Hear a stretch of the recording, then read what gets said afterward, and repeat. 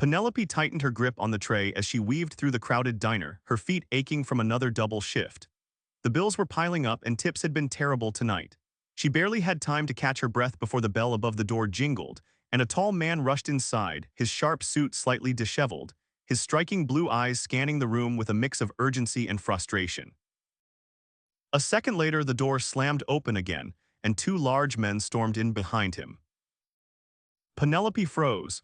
She had seen her fair share of diner fights, drunk patrons, jealous exes, but this was different.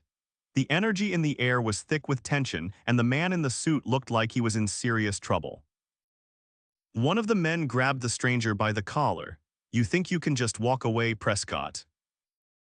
Prescott, the name meant nothing to her, but the way the man being grabbed held his ground, jaw clenched, told her he wasn't someone easily intimidated. "I told you," Prescott said, his voice even but firm. "I'm not doing business with you anymore." The larger of the two men sneered. "That's not your choice." He cocked his fist back, ready to swing. Before Penelope even had time to think, she reacted. Without hesitation, she dumped the tray full of steaming coffee onto the attacker's arm. The man howled in pain, jerking back. "Get out," Penelope snapped, grabbing a metal napkin holder and holding it in front of her like a weapon. "Or I swear I'll call the cops." The entire diner had gone silent, all eyes on her. The second man hesitated, glancing at his friend who was still cursing under his breath. Then, with one last glare at Prescott, they turned and stormed out. Penelope exhaled, her heart pounding. "Are you okay?" she asked, turning to Prescott. He straightened his jacket, brushing off his sleeves like nothing had happened. "That was unexpected," he admitted, his lips twitching slightly in what might have been amusement, but effective. Penelope crossed her arms. "Who were those guys?" "Bad business," he said vaguely before finally looking at her, really looking at her. His gaze was intense, like he was trying to figure her out. "You didn't have to do that." "You were about to get your face rearranged in my diner," she said. "I don't like cleaning up blood." He let out a low chuckle, something about it sending an unexpected warmth through her. "Then I owe you." She shook her head. "Just order something or leave. Don't have time for drama." He didn't leave. Instead, he slid into a booth, still watching her. "What's your name?" She hesitated. There was something about him, something polished, powerful, but also guarded. "Penelope." "Penelope," he repeated like he was testing how it sounded. "I'm Philip." "Well, Philip," she said, pulling out her notepad. "Are you actually here to eat, or was this just a near-death experience pit stop?"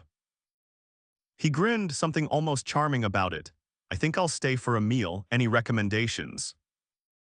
She sighed, but there was something oddly intriguing about him.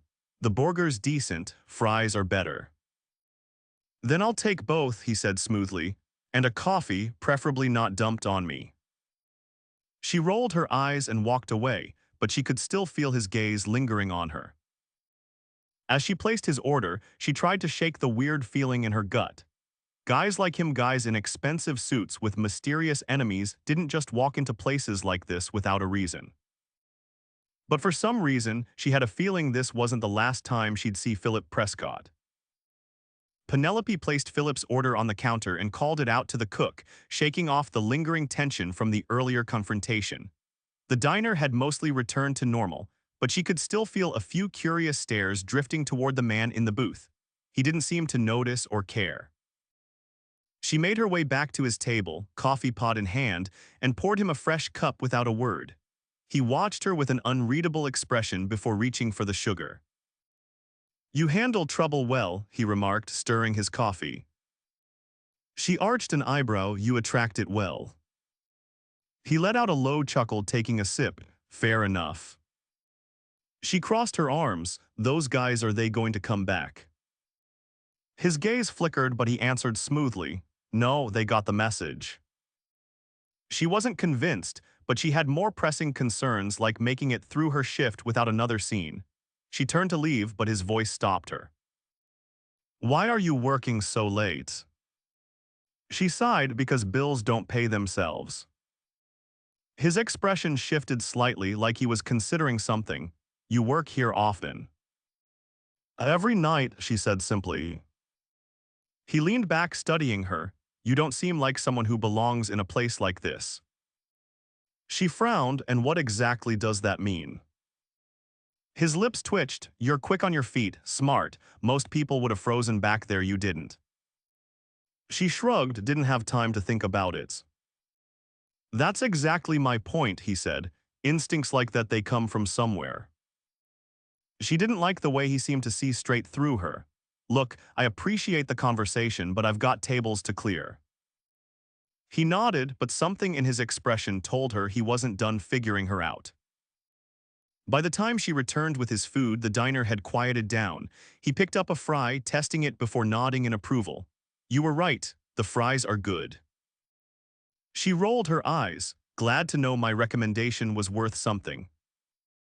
His lips quirked up slightly. So, Penelope, what do you actually want to do? Because I don't buy that this diner is your dream. She hesitated before answering. I used to have plans, she admitted. Life had other ideas. He set his burger down. What happened?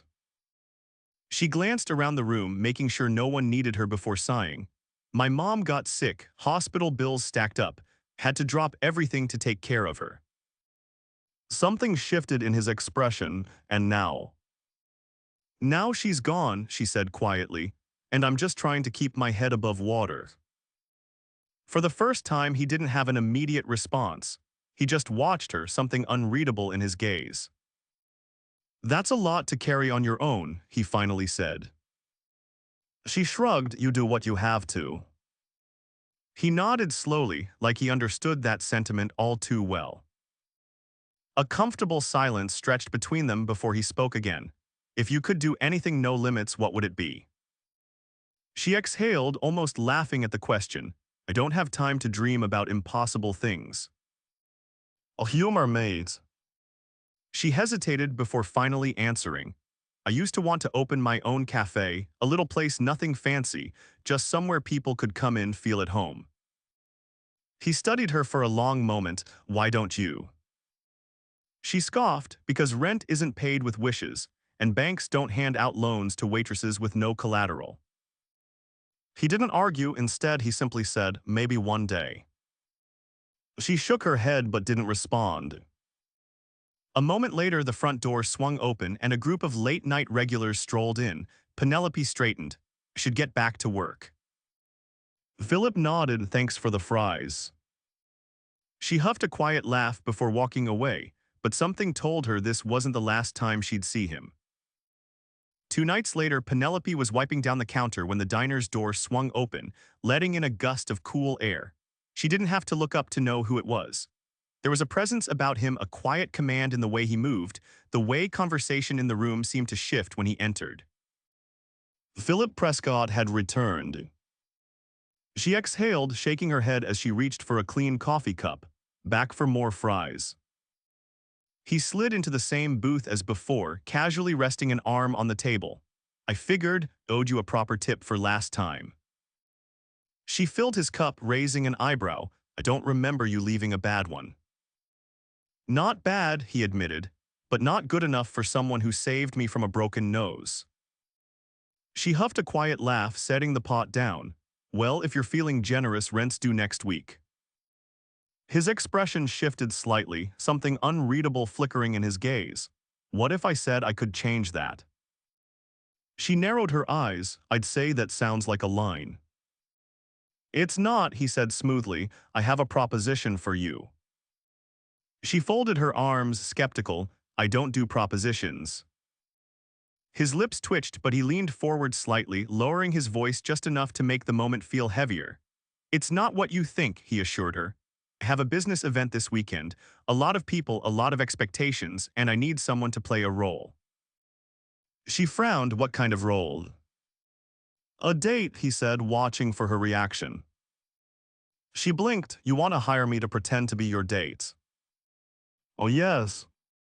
She scoffed. You could have any woman in this city on your arm. Why me? Because you're not from my world, he said simply. And that means you have no agenda. No connections to the people I do business with. You wouldn't be trying to impress anyone, and that makes you exactly what I need. Her skepticism deepened. And what exactly do I get out of this? He rested his elbows on the table, studying her. $5,000. She nearly dropped the coffee pot. What? 5,000, he repeated, his tone even. For one night. Just to stand by my side, smile a little, and pretend we've been seeing each other. She stared at him, waiting for the catch. That's a ridiculous amount of money for something that simple. It's worth it to me, he said, so what do you say? Her mind raced. $5,000. That was months of rent, a chunk of savings, a chance to breathe. But there was something about the offer that made her hesitate. You really trust a waitress you just met to pull this off? She asked. I trust you more than I trust anyone else in that room, he admitted. And I have a feeling you can handle yourself. She exhaled slowly, weighing her options. It was insane, but it was also an opportunity she couldn't afford to ignore. Fine, she said at last, but I have one condition. He tilted his head, which is, I pick my own dress. His lips curved slightly like she had just passed some kind of test. Deal. She shook her head, wondering how she had just agreed to something so absurd. But as she walked away, she couldn't shake the feeling that she had just stepped into something far bigger than she realized. The evening of the event arrived faster than Penelope had anticipated. She stood in front of the Grand Hotel, the enormous glass doors reflecting the city's shimmering skyline. A black car pulled up to the curb, sleek and polished, and before she could take another breath, Philip stepped out. He looked different tonight, not just because of his tuxedo, which fit him with effortless sophistication, but because of the way he carried himself. Confident, in absolute control. Yet when his gaze landed on her, something in his expression shifted. His eyes swept over her, taking in the emerald gown she had chosen, simple, elegant, but undeniably striking. For a moment he didn't speak. Then, with a quiet intensity, he extended his hand. You look incredible, he said, his voice lower than usual. Penelope hesitated before placing her hand in his. You clean up well yourself. A flicker of amusement crossed his face before he guided her inside. The moment they stepped through the doors, the atmosphere changed. Crystal chandeliers cast a golden glow over the vast ballroom, where men in tailored suits and women in designer gowns moved effortlessly through conversations. Servers weaved through the crowd, carrying trays of champagne, and a live orchestra played softly in the background. Penelope felt the weight of the room's attention immediately. People glanced their way, some eyes lingering on Philip with curiosity, others with calculation.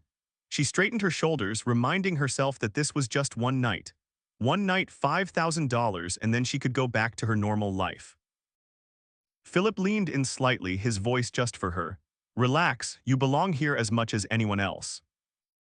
She let out a quiet breath. Easy for you to say, you actually do. He gave her a look, one she couldn't quite decipher, before leading her deeper into the crowd. Almost instantly, a group of men approached, all of them older, dressed in sharp suits. They greeted Philip with firm handshakes, their conversations slipping into business talk, mentions of investments and acquisitions. Penelope stood beside him, silent but observant. Then another voice joined the conversation. Philip. The tone was smooth, but there was something sharp underneath it. Penelope turned, finding herself face to face with a woman who looked like she had been sculpted from marble, glossy brunette hair, piercing gaze, and an unmistakable air of wealth. Philip's expression remained unreadable. Billionaire. The woman's lips curved, but there was no warmth in it. Her eyes flicked to Penelope. And who is this? Philip's arm tightened slightly around Penelope's waist. Penelope, he said smoothly, my date. Billionaire's gaze lingered on her, assessing. I see, how unexpected. Penelope didn't flinch. She had dealt with difficult customers before, people who thought they were better than everyone else. She wasn't intimidated now. Philip, however, didn't give Billionaire another second of his attention. His fingers brushed against Penelope's as he turned back to her. Are you hungry? Penelope caught the subtle message. He was done with the conversation. She nodded, starving. He led her toward the dining area, leaving Billionaire behind. As they settled at a table, Penelope couldn't help but glance back. Billionaire was still watching them, her expression unreadable. Philip followed her gaze. Ignore her. She doesn't seem like the type to be ignored. She's an old business associate, he said, and someone who doesn't like when things don't go her way. Penelope studied him, and I'm something that didn't go her way. His lips twitched, amusement flickering in his eyes, something like that. She didn't press further. Instead, she let herself take in the moment. The candlelight flickering between them, the way Philip's attention never strayed from her, as if she were the only person in the room. For a man who had asked her to be here as a favor, he was doing a very good job of making it feel real. As the night went on, Philip introduced her to more people, his hand always resting lightly at the small of her back, his voice low whenever he spoke to her. And as much as she wanted to remind herself that this was temporary, that this was just a job, she couldn't ignore the way her pulse reacted every time he leaned in just a little too close. By the time the evening began to wind down, Philip led her onto the balcony, away from the crowd. The city stretched out before them, glittering under the night sky. Penelope exhaled. That was a lot. He chuckled. You handled it better than most. She turned to him. So did I earn my $5,000? Philip didn't answer right away. Instead, he reached into his jacket pocket and pulled out an envelope. She blinked. You actually brought it with you. I don't make promises I can't keep, he said, handing it to her. Penelope hesitated before taking it. The moment she did, something inside her sank. This was it, a transaction, a deal completed. And yet, the way Philip was looking at her now like he was about to say something important made her hesitate. Before she could ask, he spoke. Come with me. She frowned. What? Not tonight, he clarified, but tomorrow let me show you something. She narrowed her eyes. Philip. No business, no expectations, he said, just trust me. Penelope stared at him, trying to figure out what this was. But the problem was she already knew. It wasn't just a deal anymore. And that terrified her. But against all reason, she still found herself nodding. Okay. Philip's gaze softened, something unreadable in his expression. Then it's settled. The next afternoon, a black car pulled up outside Penelope's apartment. She hesitated for only a moment before stepping outside, her heart hammering in her chest. She had no idea what she was walking into, but something about Philip made it impossible to say no. The door opened before she could reach for the handle. Philip sat inside, dressed in a crisp navy suit, his expression unreadable. She slid in beside him, fastening her seatbelt as the driver pulled away from the curb. They rode in silence for a few minutes, the hum of the city filling the space between them. Then Philip finally spoke. You nervous? Penelope exhaled, glancing at him, a little. His gaze flicked toward her. Told you no expectations, just something I want you to see. She studied him for a moment. In the short time she had known him, she had learned how carefully he measured his words. He never said anything without purpose, which meant whatever this was, it mattered. The car weaved through the city streets before pulling into a quieter part of town. Penelope frowned as they passed row after row of empty storefronts, the buildings worn down but still holding remnants of what they once were. Finally, the car stopped in front of an old café. The windows were dusty, the sign above the door faded, but the structure itself was intact. Philip stepped out first, waiting for her to follow. She did, her brow furrowing as she took in the building. What is this place? He turned to her. It used to be a café, family-owned. It shut down a few years ago when the owners retired. She glanced at him. And you brought me here because... His hands slipped into his pockets. Because I bought it. Penelope's stomach flipped. You what? I bought it, he repeated, and I want you to run it. She took a step back, shaking her head. Philip, you can't just... Why not, he challenged. Because that's insane, she blurted. You barely know me, and running a place like this, it's not something you just hand to someone. His expression remained calm, but there was something firm beneath it. You told me what your dream was. I'm giving you the chance to make it happen. Her chest tightened. That's not how life works. People don't just wake up one day and get handed opportunities like this. Maybe they should, he said simply. She stared at him, searching for some kind of ulterior motive, but there was nothing in his face except sincerity. Why are you doing this? She asked quietly. Philip exhaled, glancing at the building. Because I know what it's like to have something you love taken away, and I know what it's like to think you'll never get it back. Something in his voice made her chest ache. She swallowed hard, and what do you get out of this?